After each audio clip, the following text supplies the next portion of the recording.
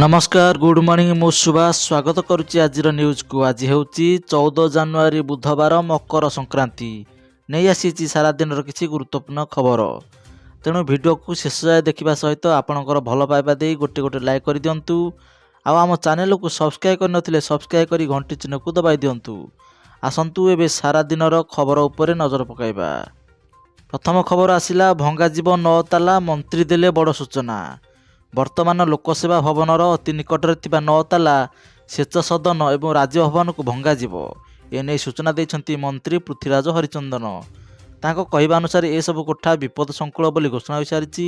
या सहित 3टी पर्यायर नुआ लोकसेवा भवन निर्माण हेबो। प्रथम पर्यायर लोकसेवा भवनर मुख्य ऑफिस टी खारबेल भवन निकटरे निर्माण हेबो। या परे पावर हाउस छक को लगी एडीएम ऑफिस ओसीएपी ऑफिस पाखरे हेबो नूतन लोकसेवा भवन ऑफिस। अन्यपटे राज्य में नुआ विधानसभा तैयारी नहीं खबर आसिबा परे चर्चा हेउथिला जे पुराना विधानसभार कौन हेबो। एबे एने स्पष्ट रखिछंती मंत्री पृथ्वीराज हरिचंदन। ताको कहवा अनुसार वर्तमान थिबा विधानसभा कोठा को भंगा जीवनी याकु संतक हिसाब रे रखा जिवो। एमिति कि भविष्यत रे याकु म्यूजियम भाव में मध्य व्यवहार करा जिवो बोली मंत्री सूचना दैछंती। से आहुरी कहिछंती जे जदि आगकू ओडिशा रे विधान परिषद गठन हुए तेबे पुराना विधानसभा गृह को विधान परिषद गृह मध्य व्यवहार करिहेबो बोली से सूचना देछंती। या सह नुआ करी तैयारी हेबाकु थिबा विधानसभा रे 300 सदस्य बसी पारिबे। लोकसेवा भवन एवं विधानसभा मझिरे थिबा खाली स्थान रे ए नुआ विधानसभा गठन हेबो। परवर्ती खबर आसिला भारत सह कले बड़ डील ट्रम्प को लागिला बड़ झटका।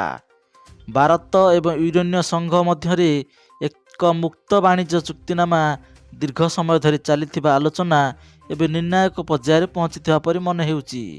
जदि सबकिछि ठीक ठाक हुए तेबे चुक्तिनामा जानुआरी मास शेष सुधा चूड़ांत हो पारे।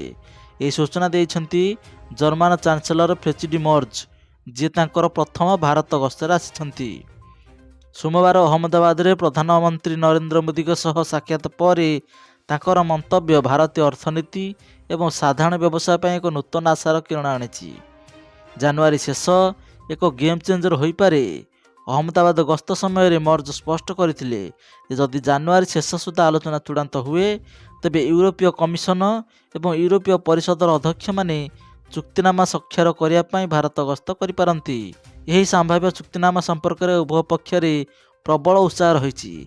जर्मन सरकारी सूत्र अनुसार प्रधानमंत्री मोदी और चांसेलर मर्ज मध्य अत्यंत घनिष्ठ आलोचना होईछि जहाँकि जानुआरी मासरे ही यार चुक्तिनामा स्वाक्षरित होबार संभावना को आहरी वृद्धि करिछि। एही समय गुजरात रे एक पृथक कार्यक्रम भाषण देई भारतीय वाणिज्यिक मंत्री पीयूष गोयल मध्य निश्चित करिसेंति जे चुक्तिनामा शेष पर्यायर पहुँची सारिछि। साधारण लोकों पई यार सीधासलख अर्थ हेबो जे भारतीय सामग्री गुड़िक यूरोपीय बाजार को सहजरे पहुँचबो एवं यूरोपर प्रजुक्ति विद्या एवं उत्पाद गुड़िक मध्य भारतर अति सुलभ मूल्य रे प्राप्त हेबो।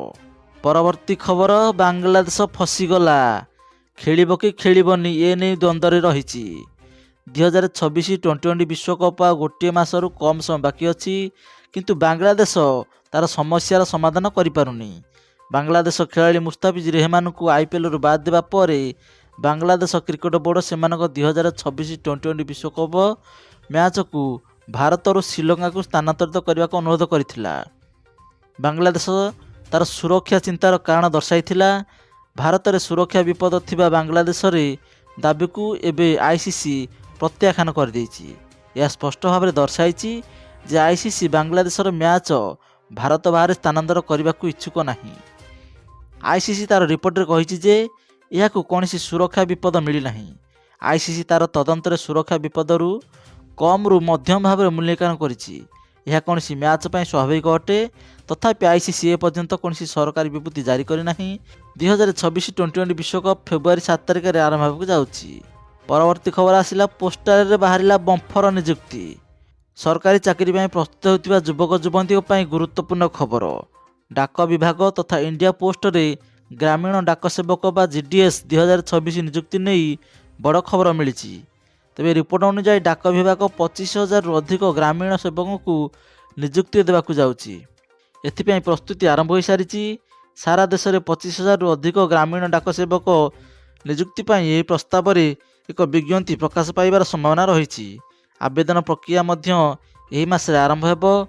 आग्रही एवं योग्य प्रार्थी माने भारतीय poster official website India post GDSonline.gov.in रे एही नियुक्ति पई आवेदन करि परिबे। तेबे यार आवेदन प्रक्रिया किपरि रहिछि ना डाक विभाग 2026 पई 25,000 रु अधिक ग्रामीण डाक सेवक नियुक्ति करने योजना करुच्ची। जीडीएस नियुक्ति 2026 पई आपाततः समय सीमा अनुଯାयी जनवरी 14 पर यार नियुक्ति विज्ञप्ति जारी हो पारे। ग्रामीण डाक सेवक नियुक्ति 2026 पई आवेदन प्रक्रिया जनवरी 20 पर आरंभ होबार संभावना अछि। फेब्रुआरी प्रथम सप्ताह पर्यंत यार आवेदन ग्रहण करा जिवो एवं प्रथम तालिका फेब्रुआरी शेष सप्ताह प्रकाश हो पारे। परवर्ती खबर आसिला जे कुकुर कामुड़िले सरकार देवे क्षतिपूरण। सुप्रीमकोर्ट मंगलवार बुला कुकुरों आक्रमण नहीं कड़ा आभिमुख्य ग्रहण करिसेंती। केंद्र और राज्य सरकार को चेतावनी देइछंती। सर्वोच्च न्यायालय शुणाणी बेले जस्टिस विक्रमनाथ कड़ा असंतोष प्रकाश करिसेंती। से कहते जदि कुकुर कामुड़ी द्वारा पिला कि वयस्क लोकों को आघात कि मृत्यु हुए तेबे एथिपाई राज्य सरकार को भारी मात्रा रे क्षतिपूरण देवाकू पड़िबो। से कहते जे अधिकारी निष्क्रियता कारण यह समस्या बहुत गुण बढ़ी जाइछि। से यह मध्य कहते जे कुकुर आक्रमण में पिला कि वृद्धों जदि मृत्यु हुए कि आहत हुए से प्रत्येक मामले राज्य सरकार को उपयुक्त कार्यानुष्ठान ग्रहण करने पड़िबो। जो मैंने कुकुर मान खाया देउथिबार दाबी करती से दायी करा। जदि सेमानकर एपरि भल पाइबा अछि तेबे सेमाने कुकुर मान घर को नहीं जावा उचित। कहीं सेमानकु भयभीत करने और लोक को कामुड़िया रास्ता छाड़ी दि जाउछि। यह मंतव्य सेतेबेले आसीथिला जेतेबेले वरिष्ठ आईनजीवी मानेका गुरुस्वामी दुईटी पशु कल्याण ट्रस्ट पक्षर जुक्ति देउथिले। परवर्ती खबर आसिला आउ 10 मिनिट रे हेबो नाही फुड डिलीवरी। केंद्र सरकार नेले बड़ निष्पत्ति। केंद्र और श्रम और नियुक्ति मंत्री मनसुखी मांडव्य दृढ़ पदक्षेप पर क्विक कॉमर्स कंपनी ब्लिंकिट यार समस्त ब्रांड प्लाटफर्म 10 मिनिट डेलीवरी दाबी को संपूर्ण भाव में हटाई देछि। डेलीवरी कर्मचारी सुरक्षा एवं उन्नत कार्य परिस्थिति को ध्यान रखी ये निष्पत्ति निया जाइछि। केंद्र मंत्री ब्लिंकिट जेप्टो स्विगी एवं जोमाटोर अधिकारी सहित एक बैठक करिसेंती। से कंपनी गुड़िक कठोर डेलीवरी समय सीमा हटाइबा परामर्श देइछंती जहाद्वारा डेलीवरी अंशीदार मानकर जीवन विपद में न पड़े एवं से सुरक्षित भाव में काम करें। बैठक में समस्त कंपनी सरकार को आश्वासन देइछि जे सेमानकर ब्रांड विज्ञापन सोशल मीडिया एवं अन्य प्लाटफर्म कठोर डेलीवरी समय को प्रतिबद्धता करदेवे। ब्लिंकिट यही परिवर्तन को तुरंत कार्यकारी करिछि जेतेबेले अन्य कंपनी गुड़िक खूब शीघ्र अनुसरण करेंगे। गत किछि सप्ताह मध्य गिग कर्मचारी संघ गुड़िक बड़ धरणर प्रतिवाद और धर्मघट करिसेंती। सेमाने 10 ରୁ 20 मिनिटर अति द्रुत डेलीवरी मॉडल को असुरक्षित बोली वर्णना करिसेंती कारण यह डेलीवरी पार्टनर मानक उच्च गति गाड़ी चलाइबा बाध्य करे जहाँ फल दुर्घटनार आशंका बढ़ी थाए। एपरिक यूनियन गुड़िक नूतन वर्षर पूर्व संध्यारे डिसेम्बर 31, 2025 धर्मघट करथिले एवं श्रम मंत्री को एक स्मारक पत्र प्रदान करथिले। परवर्ती खबर चीन और पाकिस्तान को भारत देला चेतावनी। भारत पुणी थे साक्सीगाम उपत्यका संपर्क में चीन और पाकिस्तान को स्पष्ट वार्ता देइछि।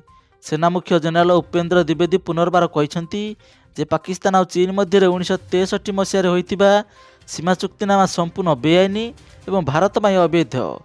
से कहते जे साक्सीगाम उपत्यका भारतर अंश आ भारत सेठारे कौन कार्यकलाप को केबेले स्वीकृति देव नाही।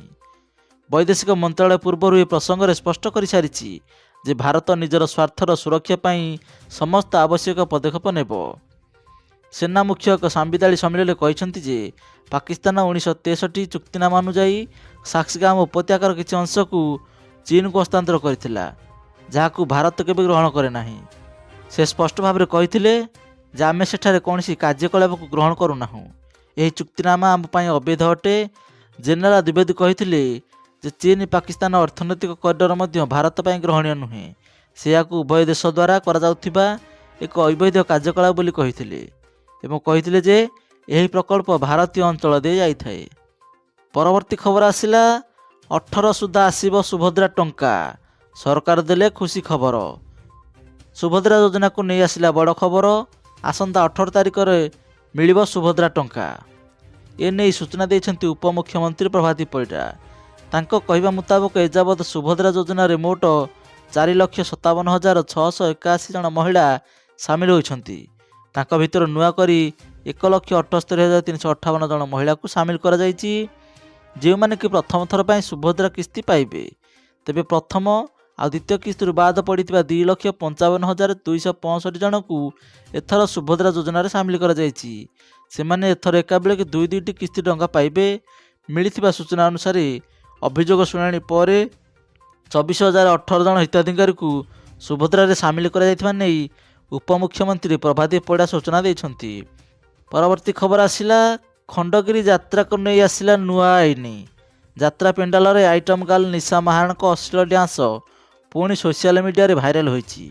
ଏହାକୁ ନେଇ ଛତିଶଗଡ଼ ଗରିଆବନ୍ଧ ଜିଲ୍ଲା ପ୍ରଶାସନ ପକ୍ଷରୁ ଦୃଢ଼ କାର୍ଯ୍ୟାନୁଷ୍ଠାନ ଗ୍ରହଣ କରାଯାଇଛି। ଏଭଳି ଆଇନ ଆଉ ପୂର୍ତ୍ତ ବିଭାଗ ମନ୍ତ୍ରୀ ପୃଥ୍ୱୀରାଜ ହରିଚନ୍ଦନ ମଙ୍ଗଳବାର ମୁହଁ ଖୋଲିଛନ୍ତି।